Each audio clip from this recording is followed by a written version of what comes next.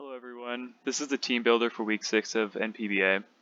So my opponent is the New York Turtwigs, and I was recording the team builder for 15 minutes, and then my computer froze and deleted the recording. So I have to restart, but I actually made some team changes in between. 2 moves I changed, but I think it's actually pretty big.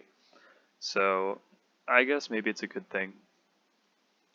So looking at his team, I think he has the most interesting team actually in this whole league. He's got a dual weather core with Pelipper and Tyranitar. Along with that, he's got the sand abusers with Dracovish and Excadrill, as well as the rain abuser of Swampert, Toxicroak, and Dracovish can also operate pretty well in the rain, especially with a Choice Scarf. That being said, I don't think he'll bring rain against me, considering my Ferrothorn and Toxapex. As well as my Urshifu. If he brings rain, my Urshifu's Surging Strikes are going to do a ton of damage, and I really don't think he wants to activate that. I think it's much more likely he brings sand, because my team doesn't really benefit from sand. All sand will do is like, sure, I have 3 things immune to sand, but I have no way of benefiting from sand, while I have like a couple things that actually like the rain. Another thing that really likes the rain, I'll show you my first Pokemon, is going to be this Mega Latias. With Surf, Calm Mind, Psychic, and Roost, and this bulky offensive spread, he's pretty much got no answer to this Pokemon. You might think something like Galarian Moltres can take it on. It actually can't. It doesn't even 2-hit KO me. Maybe it 2-hit KOs me, but it's not going to do that much to me. It'll depend on its spread. And after a Calm Mind, I win the matchup. So other than that, sure, he could have a Silvally of a certain type that can take me on, which is probably what he's going to try to do, but I have a good amount of versatility in my moves on my other Pokemon that I'm not too concerned.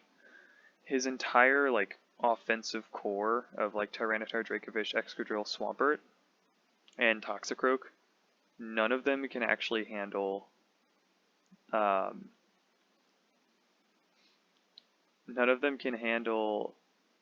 Surf plus Psychic. They're all either going to take a ton from Surf or a ton from Psychic. So this is kind of, I don't want to say this is a free win this week, because it's not. He could definitely surprise me, especially with switching up to the weather to something I'm not expecting, or bringing like a weird Silvally type, or even bringing like Shedinja or something. But Mega Latias has an amazing matchup here. The only other thing we gotta watch out for is Dracovish if it's fast. Dracovish if it's fast. It could do a lot with the Dragon move, but for that, I've got Comfey. So Comfey here is also very good.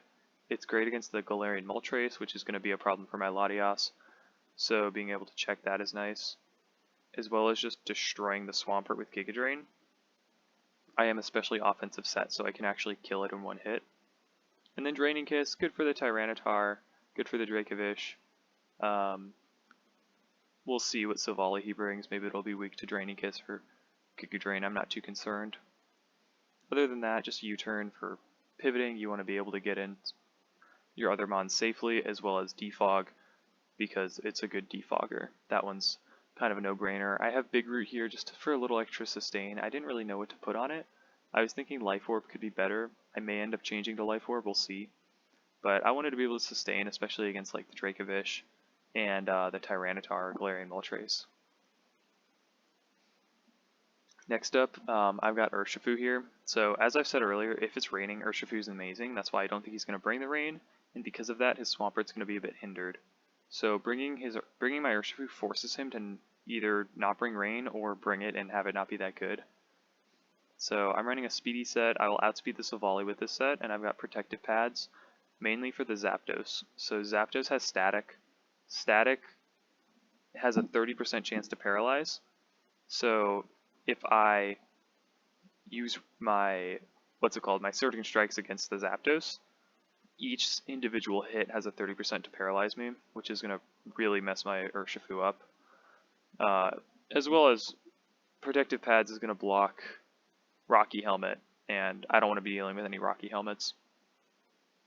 But his Tyranitar Excadrill, they're both weak to water, so that's pretty nice. And then Dracovish is not. It's going to quad resist water, but it'll take a ton to close combat. As will the Moltres.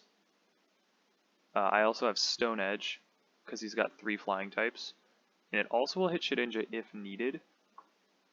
I don't want to be staying in on flying types, but if I have to attack them, I can with Stone Edge. And then I've also just got U-Turn for momentum. It's going to be pretty important to safely switch in my Latias so I can get up potentially 1 free Calm Mind, forcing them to switch if I come in on something that doesn't want to be in on Latias. So I'm thinking this is going to be a pretty important Pokemon here this week.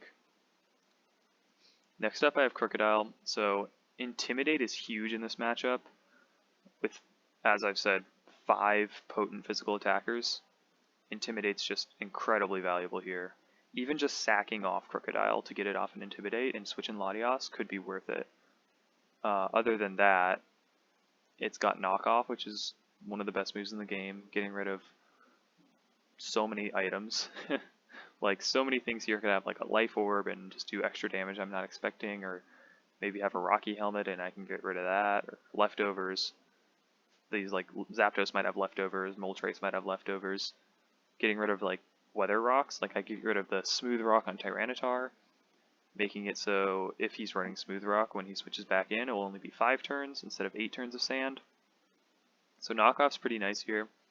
I've also got Earthquake because it's my main stab move. It'll do a ton of damage to anything that's not a flying type, pretty much, and Shedinja, but like a good amount of his things don't really want to just take a full stab 100 base power move from a max attack, almost max attack Crocodile, max attack Jolly. So I'll go over my EVs before my last 2 moves. I'm, again, pretty simple spread. I'm just trying to outspeed his Moltres. I don't even really need to, but I figured I might as well. And then for that, I've also got Stone Edge. Same reason as the Urshifu, who's got a bunch of flying types, so Stone Edge is great here. In close combat, kind of the last move, not necessarily needed, but it's just a strong move, and I have Assault Vest, so I have to run an offensive move. So I'm fine with running that here. Assault Vest is mainly so I can take on something like a Moltres or a Zapdos, and just hit it really hard with a Stone Edge, and not really take much in return. Obviously I have Intimidate, so Intimidate plus Assault Vest, it's kind of like this Crocodile has an Eviolite attached to it when you really think about it. It's effectively like my defense and special defense are raised by 1 stage at all times. Unless they switch out, then Intimidate stops working, but you get the point. It's still a pretty good combo. Nothing can like fully just 1-hit kill me. Maybe a Dracovish can, but other than that, I don't think anything really stands a chance. Speaking of Dracovish, obviously this team doesn't really love Dracovish so far. Like, Comfey Latias, if I predict right and he's like choice locked or something, I could potentially take him down, but it could be super risky and make me lose my Latias. My last 2 Pokemon are really designed to just fully lock down on his Dracovish, as well as still provide a lot of utility against those flying types that are going to be kind of annoying, and maybe the Swampert too. 1 second.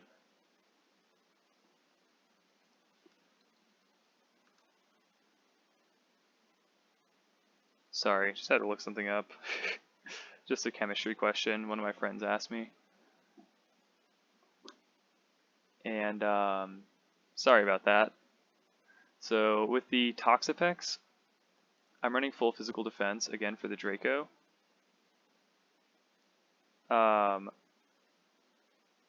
And if I go in on the Draco and I use Scald and get the burn, that's going to be huge. If he switches out, like Excadrill, which is obviously a good switch in for Toxapex given its Earthquake going to be very strong. If he switches into Scald, it's still going to take probably 33%. It's going to take a decent chunk, and he doesn't want to get burned. Like, so many things on his team are scared of getting burned. Obviously, Toxicroak's immune to water, but other than that one, he doesn't really want to be burned. So Scald is huge here. Baneful Bunker Recover is just going to let me wear out any of his Pokemon. And Knockoff's just an amazing move. There's no real reason not to run Knockoff. Ferrothorn's going to kind of play well with Toxapex here, as always, because Ferrothorn Toxapex is an amazing core. So part of the thing with Toxapex is I need to be able to poison them, but I can't really use Toxic Spikes because he's got Toxicroak, 3 flying types, and a steel type. So Toxic Spikes are not good here, but Toxic itself is still pretty good because Zapdos Moltres, which at this point I feel like I've demonstrated I'm kind of scared of Zapdos Moltres. The Toxic is going to be able to basically make it so they can't stay in and just wall stuff.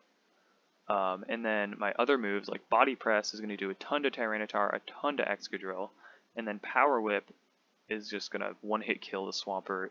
Also deal a good amount to Tyranitar, good amount to Dracovish. Lastly, I've got Stealth Rocks.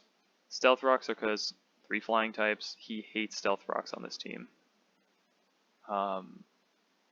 So yeah, that's pretty much what I'm working with here. I think some of the main plans are Toxapex Ferrothorn can kind of combo to wall most of his team and stall them out with Toxic, or potentially burn them, chip him down with Stealth Rocks, or even just be a little bit offensive with this Ferrothorn. Urshifu and Crocodile are kind of like cleanup Pokemon. They're going to do a lot of damage, but they can't really stay in on everything. Comfey is sort of the support mon for Latias. It's going to be able to tank some of the hits that we don't want Latias to be taking, as well as just U-turn into it if needed. And then Latias itself is our main win condition. With a Calm Mind up, he pretty much stands no chance against it, unless he's really fast and can one-hit kill me, which he pretty much can't do. Mega Swampert, it gets Ice Punch, but Ice Punch isn't even a 2-hit KO on this defensive spread. So, honestly, I don't think this is a losable matchup. But if I make mistakes, like, I don't think in terms of our team matchup, I think I have a pretty good advantage. It could still be losable because my opponent is good and I am bad sometimes and he may outplay me. But in terms of at least team building, I think we've got a pretty big advantage here. So I hope you all liked the video, and I'll see you guys after this. I'm going to post the battle pretty much immediately after, so see you guys then. Thanks for watching. Goodbye.